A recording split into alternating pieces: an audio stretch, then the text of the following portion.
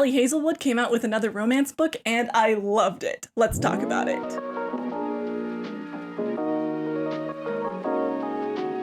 Hello fellow readers, book lovers, and whoever else is watching this. I'm Emily at Midnight. Welcome to my channel. I just read Deep End by Ali Hazelwood, which came out on February 4th of this year, 2025, and it was so good. I've actually only read one other book by Ali Hazelwood, The Love Hypothesis, and I don't remember exactly what I thought about it, but I remember thinking that it was pretty fine. I think I probably gave it about 3 stars, but I do remember vaguely enjoying it. But given that recollection, I was pretty surprised to see that I liked this book as much as I did. I listened to the audiobook for Deep End, and it was interesting because it was almost like it was a graphic audio where there's like a full cast, except there wasn't a full cast. The entire thing was narrated by a woman, but every time a man spoke in the dialogue, the male narrator would read those lines, which was a little weird at first, but it grew on me really fast and I ended up really liking it. As you've already seen, I did buy the physical book as well, and it is physically stunning. Like, look at those sprayed edges.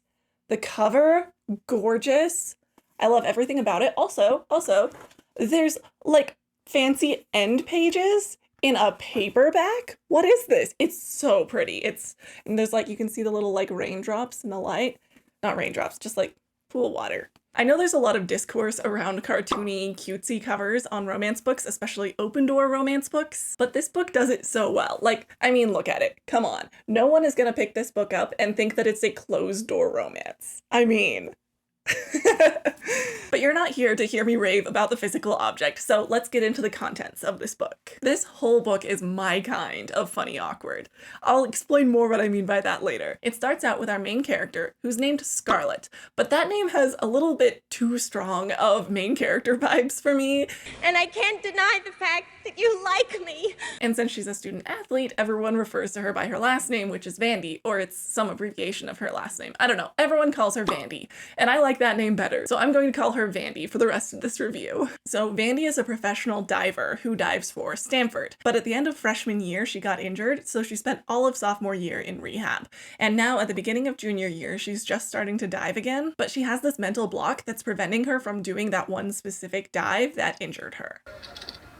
Hey, you're not supposed to say that out loud. Which is why I wrote it down. The yips. Shh. What are the yips? Shh, are you kidding me, you two? Throughout the book, we get to watch her learn to work with and through this block and build connections with her teammates at the same time. I really like this aspect of the book. It's handled really well.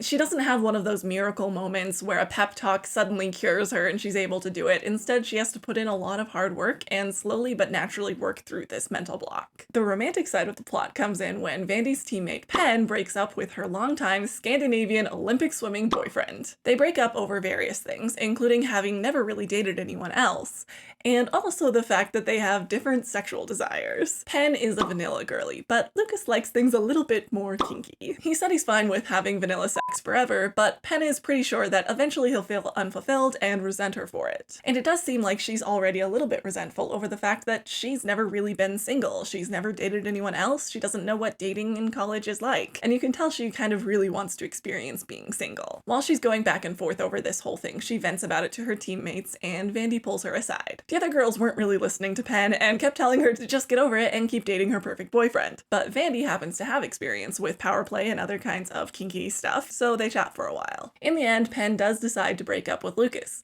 and in a drunken state, suggests to their faces that Lucas and Vandy should hook up since they have similar preferences. It's so awkward, but in the best way. This book is truly the kind of embarrassing that I adore. You know how there are some books where something awkward happens and you squeal with excitement and you're like kicking your feet, and then there are other books where you read them and it's so cringe you're like gonna die, but like both situations were awkward, right? Like one of them just vibes with you better. This book was 100% the first one. I feel like I read books all the time that just make me cringe out of my mind, but this book, I swear, was written specifically for me. The way that all of the awkwardness is in, it's so perfect. It's exactly what I eat up. Like, I was kicking my feet and squealing the entire way through the book. The awkwardness was just chef's kiss. Now, Vandy and Lucas do not take Penn's drunken suggestion, but you do get to watch them slowly fall in love in this book, and it's so cute. I really, really liked it. But I do feel the need to add that almost all of the spicy scenes in this book include one level or another of kink, mostly just one person telling the other person what to do. So if that isn't your jam, then this book is definitely not for you. That said, the kink level of this book was super tame. Like, no one is tying anyone up, and it's pretty much just the typical stuff. I would guess since Ali Hazelwood has typically written books with a very broad appeal, she probably kept the kink level down to accommodate her typical reader base. Basically, I'm saying this is no Club Shadowlands. Okay, but we have to talk about how Ali Hazelwood is basically incapable of writing characters that are not the smartest kids on the block, and it's hilarious. Like, okay, so most of her books are about scientists, right? So when she wrote a book about an Olympic swimmer and a professional diver, I thought, wow, she's really expanding her horizons and writing about a different specialty.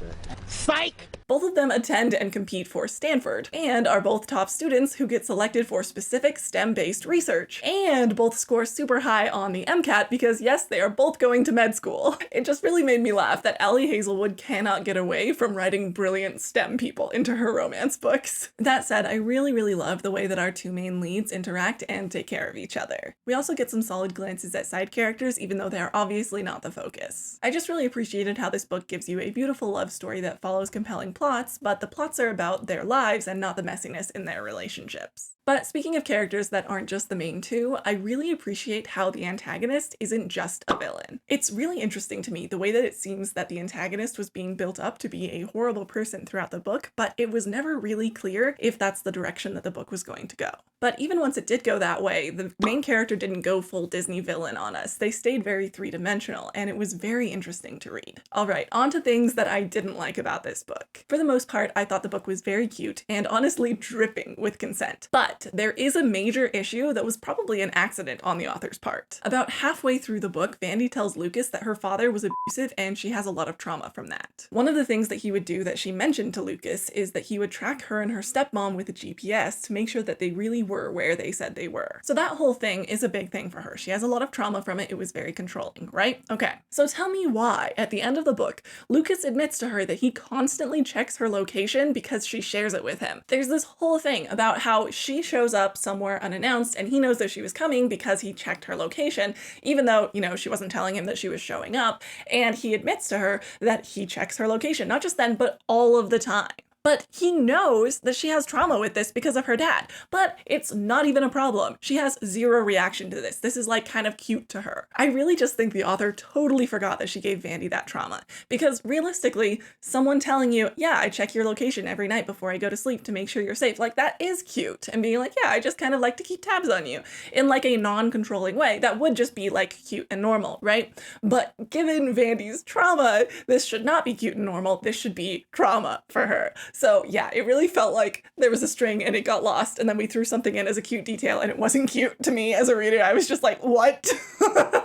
It was really weird. The other thing I didn't like about this book was the epilogue. First off, it was in third person, which I thought was odd because the whole rest of the book was in first person. And yes, the epilogue was from Lucas's perspective, so I understand why the perspective switched. That's like technically fine to do or whatever. It just felt really weird after a whole book in first person. And secondly, the epilogue isn't exactly happy. What? Epilogues in the romance genre are just there to jump forward and be like, wow, look how happy they are. Can't you revel in their happiness with us for a minute? But this one just showed them being super busy as doctors and like never seeing each other. Like, skip that stuff. Show them being happy. I'm really just pretending that that epilogue didn't exist. Like, yes, I know they both wanted to be doctors and med school is busy, but they might be in a hospital, so maybe this is residency? I don't know. It's a little confusing and vague on the timeline there. But I really didn't want to go from that happily ever after at the end to jumping forward to them never having time to see each other and having spent no time together in the last couple of weeks. It was just sad. What I wanted out of this epilogue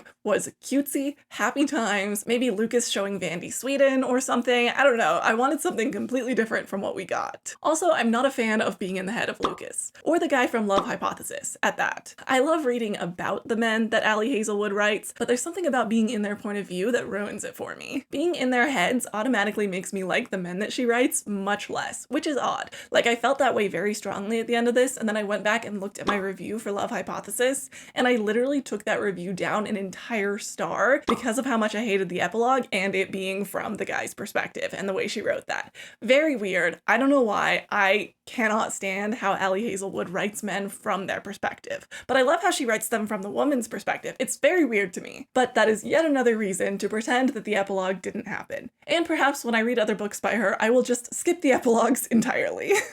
Now for the rating.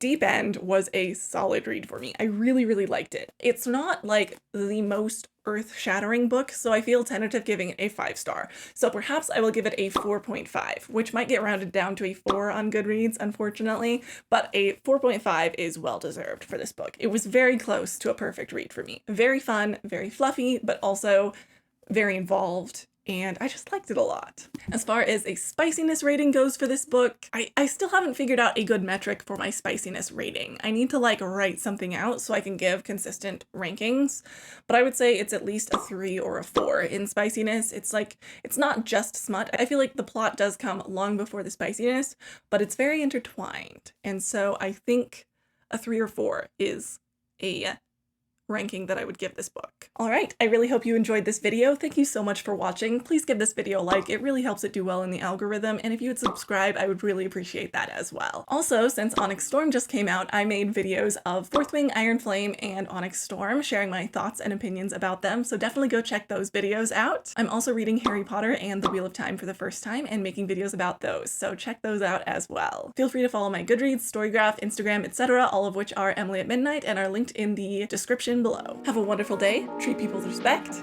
and pick up a book.